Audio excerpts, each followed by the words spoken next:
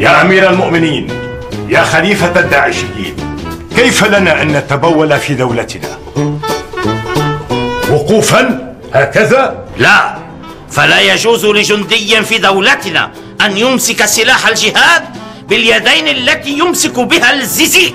إذن كيف نتبول يا خليفة الداعشيين؟ هكذا بوضع القرفصاء؟ لا، فوضع القرفصاء هو وضع للنساء، وهذا الوضع للرجال في دولتنا لا يجوز. إذن كيف نتبول يا خليفة الداعشيين؟ هكذا.